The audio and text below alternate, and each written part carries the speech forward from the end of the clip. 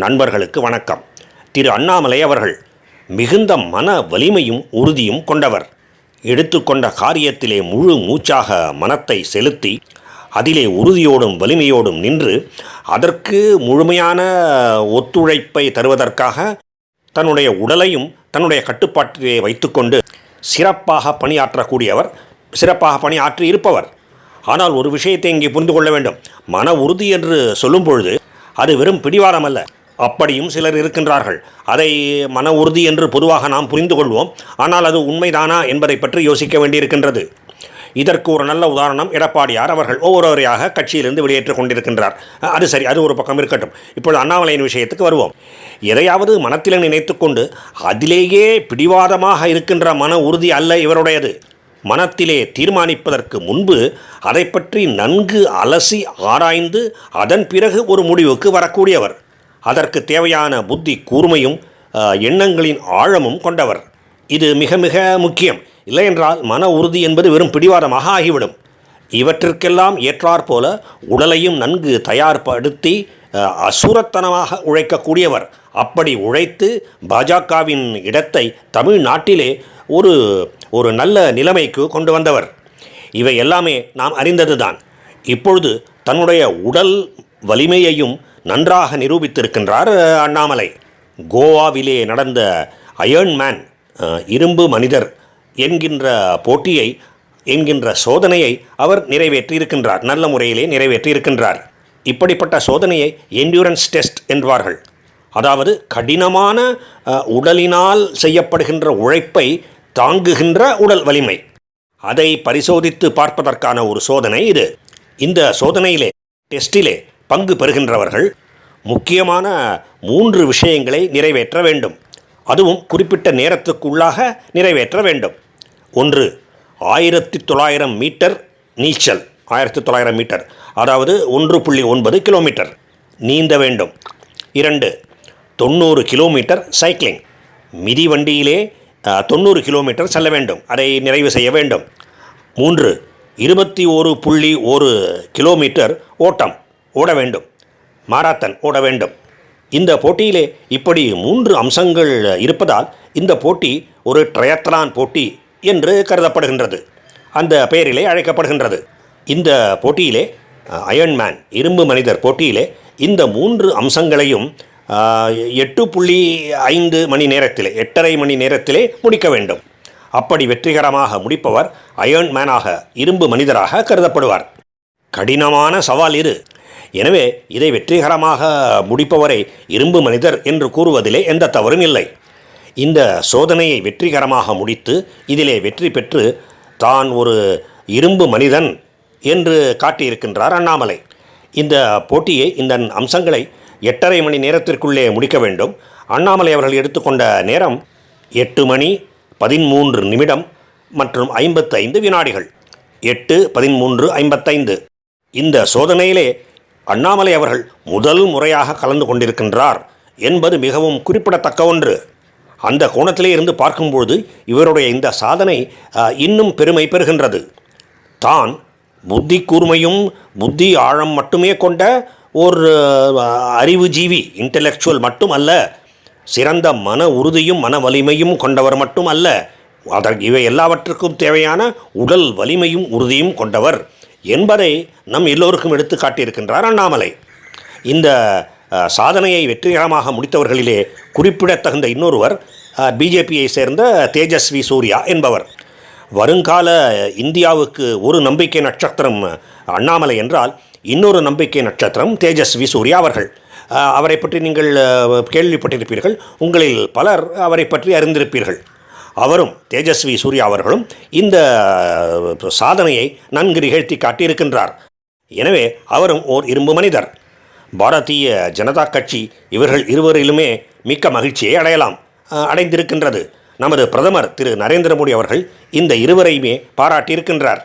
இரும்பு மனிதருக்கான சாதனையை நிகழ்த்தி காட்டியதை முன்னிட்டு இந்த இருவரையுமே, அண்ணாமலை மற்றும் தேஜஸ்வி சூர்யா இருவரையுமே மனம் திறந்து பாராட்டியிருக்கின்றார் திரு நரேந்திர மோடி அவர்கள். அதற்காகவும் ஃபிட் இந்தியா மூவ்மெண்ட், உடல் ரீதியாக மன ரீதியாக தகுதி கொண்ட இந்தியாவை உருவாக்குகின்ற இயக்கம், என்று இதை தமிழ்படுத்தலாம்.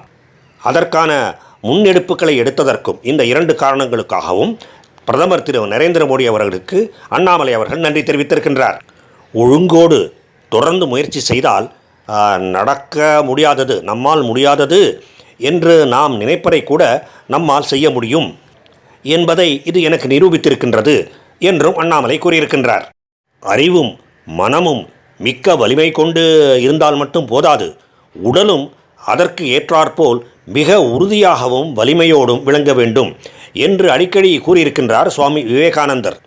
அதற்கு ஏற்பவே அறிவு, மனம், உடல் இவை எல்லாவற்றுக்குமே சம அந்தஸ்து கொடுத்து சாதனை நிகழ்த்தியிருக்கின்ற அண்ணாமலையை மிகுந்த மகிழ்ச்சியோடு வரவேற்கின்றேன், மிகுந்த மகிழ்ச்சியோடு பாராட்டுகின்றேன். இந்த இடத்திலே அண்ணாமலை அவர்கள் மீது அனாவசியமாக பொறாமை கொண்டிருக்கின்ற சில தமிழக பாஜக தலைவர்களையே நான் கேள்வி கேட்க விரும்புகின்றேன். பொறாமைப்படுகின்றீர்களே, அவருக்கு இருக்கின்ற தகுதி உங்களுக்கு இருக்கின்றதா? வெறும் ஆசைக்காக பாஜகவிலே உழைக்கின்றீர்கள். எம்எல்ஏ ஆகவோ எம்பி ஆகவோ ஆக வேண்டும், அதற்கு என்ன செய்தாலும் பரவாயில்லை, கட்சி எக்கேடு கெட்டால் என்ன, கட்சி எக்கேடு கெட்டு போனால் என்ன என்கின்ற ரீதியிலே நீங்கள் செயல்படுகின்றீர்கள். ஆழமாக நிதானமாக முன்னெடுக்க வேண்டிய அரசியல் நடவடிக்கைகளை T20 கிரிக்கெட் போல விளையாடுகின்றீர்கள். மிகுந்த சுயநலத்தோடு செயல்படுகின்றீர்கள். இனிமேலாவது திருந்துங்கள். மக்களிடையே அண்ணாமலைக்கு இருக்கின்ற செல்வாக்கை புரிந்து கொள்ளுங்கள். அது ஏன் என்பதையும் தெரிந்து கொள்ளுங்கள். அண்ணாமலை அவர்கள் அறிவு கூர்மை, அறிவின் ஆழம், மனத்தின் வலிமை மற்றும் உறுதி, அதைப்போலவே உடலின் வலிமை மற்றும் உறுதி, இவை அனைத்தையும் ஒருங்கே கொண்டவர். இவற்றிலே ஒன்றாவது உங்களிடம் இருக்கின்றதா என்பதை யோசியுங்கள். வெறும் ஆசையை மட்டுமே வைத்துக்கொண்டு அலைகின்றீர்கள். நான் ஒரு மூத்த பாஜக நிர்வாகி, இத்தனை நாள் இத்தனை வருடங்கள் கட்சியில் இருந்திருக்கிறேன், அத்தனை வருடங்கள் கட்சிக்காக உழைத்திருக்கின்றேன் என்றெல்லாம் பீற்றிக்கொள்கின்றீர்களே தவிர, நீங்கள் எஃபெக்டிவாக நல்ல பலன் அளிக்கின்ற வகையிலே உழைத்தீர்களா என்று உங்களை நீங்களே கேட்டு பார்த்து கொள்ளுங்கள். மக்களின் இதய துடிப்பை புரிந்து கொண்டு அதற்கு ஏற்ப நடவடிக்கைகளை எடுத்து கட்சியை வளர்த்தீர்களா என்று உங்களை நீங்களே கேட்டுக்கொள்ளுங்கள். அப்பொழுதுதான் அண்ணாமலை மக்களிடையே இவ்வளவு செல்வாக்கு எப்படி பெற்றார் என்பது புரிய வரும். இல்லை என்றால் பொறாமையினாலேயே புழுங்கி சாக வேண்டியதுதான். நீங்களும் வளரப்போவதில்லை, கட்சியும் வளரப்போவது இல்லை. மத்திய பாஜகவும் அண்ணாமலையை பற்றி நன்றாக புரிந்து கொள்ள வேண்டும், அவரை தொடர்ந்து கவனிக்க வேண்டும். இந்த 3 அம்சங்கள் கொண்ட ட்ரையத்லான் போட்டியை அண்ணாமலை வெற்றிகரமாக முடித்தார். தன்னுடைய உடல் வலிமையையும் உறுதியையும் நிரூபித்தார், மன வலிமையையும் நிரூபித்தார் என்கின்ற ஒரே காரணத்தினாலே நான் இதை கூறவில்லை. தொடர்ந்து பல ஆண்டுகளாக தன்னுடைய தலைமை பண்பை அவர் நிரூபித்து கொண்டே இருக்கின்றார். ஆனால் நீங்கள் மத்திய பாஜக இவற்றையெல்லாம் சரியாக கவனிக்கவில்லை என்றுதான் நான் கருதுகின்றேன். சில தமிழக பாஜக நிர்வாகிகளைப் போல நீங்களும் ஒரு குறுகிய கால கண்ணோட்டத்தோடு செயல்படுகின்றீர்கள். 2026 மட்டுமே மனத்திலே வைத்து கொண்டு செயல்படுகின்றீர்கள் என்று கருதுவதற்கு இடம் இருக்கின்றது. சரி, உங்கள் யுக்திகளின்படி அப்படியாவது 26வது நிச்சயமாக வெற்றியை பெற்றுவிட முடியுமா என்றால் அதையும் நிச்சயமாக சொல்வதற்கில்லை. எனவே நீங்கள் அதிமுகவுடன் கூட்டணி வைத்து சாதித்தது என்ன, சாதிக்கப் போவது என்ன என்கின்ற கேள்விகள் பிரம்மாண்டமாக எழுகின்றன. அண்ணாமலை அவர்கள் எடப்பாடியாருடன் அதிமுகவுடன் கூட்டணி வேண்டாம், கட்சியை வளர்ப்போம் என்று கூறினார். கட்சி வளர வேண்டும் என்பதுதான் முதன்மை முக்கியத்துவம் பெற்றது. ஆட்சியை பிடிப்பதற்கு 2வது முக்கியத்துவம் தான் கொடுக்க முடியும் என்பது அவர் கருத்து. நீங்கள் கேட்கவில்லை. ஆனால் அதற்கு பிறகு நடந்து கொண்டிருப்பது என்ன? எடப்பாடியார் தன்னுடைய அதிமுகவின் வலிமையை சிறிது சிறிதாக இழந்து கொண்டிருக்கின்றார். ஏற்கனவே மற்றவர்கள் வெளியேறியதன் மூலம் அதிமுகவின் வாக்கு சதவீதம் பெரிய சரிவை சந்தித்து கணிசமாக குறைந்துவிட்டது.